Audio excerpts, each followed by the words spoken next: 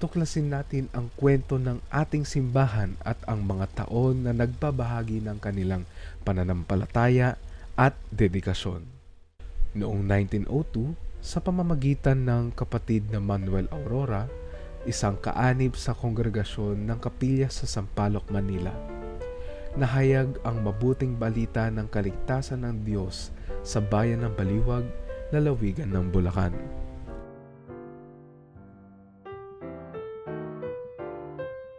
Sinalubong siya ng kanyang kaibigan na si Ginoong Roman Canlas at pamilya nito.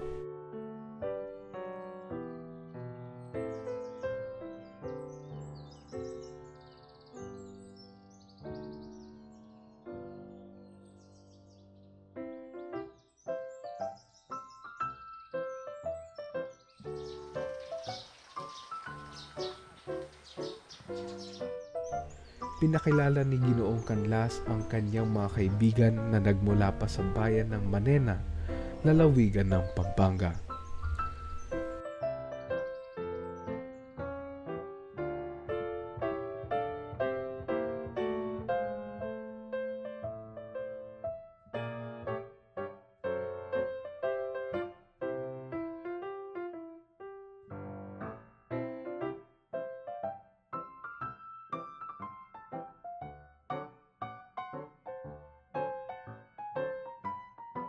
Sa tahanan ni Ginoong Canlas, ibinahagi ang mabuting balita ng Panginoong Hesus. Sa buong sabahayan at mga kaibigan ni Ginoong Canlas ay nahayag ang mabuting balita ng Panginoon.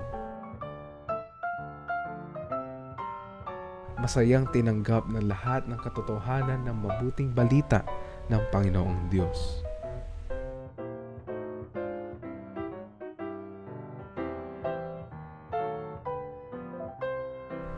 Sa kalooban ng Diyos, sinugo ang Amerikanong si Arthur E. Chenoweth bilang misyonaryo sa lalawigan ng Bulacan sa bayan ng Baliwag. Naging katuwang siya ni Ginoong Manuel Aurora sa pagpapahayag ng salita ng Diyos. Isinaayos nila Ginoong Canlas ang lumang bodega ng asukal upang maging ganap na isang bahay-sambahan o isang kapilya mula sa bayan ng Baliwag. Nagtungo ang mga bagong mananampalataya sa bayan ng Manena, lalawigan ng Pampanga.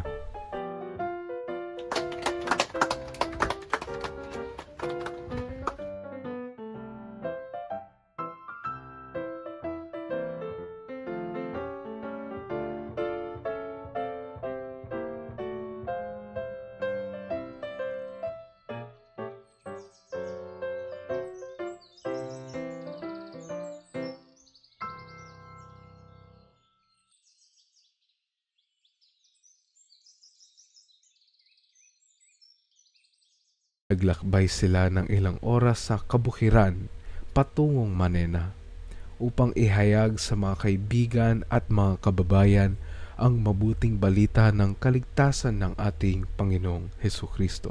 Katulad ng mga naunang mananampalataya, sama-sama silang naglilingkod sa Diyos, sa kapwa at sa bayan.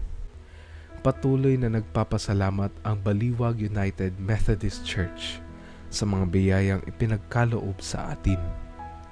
Ang ating pananampalataya ay patuloy na nagbibigay lakas at inspirasyon sa bawat isa.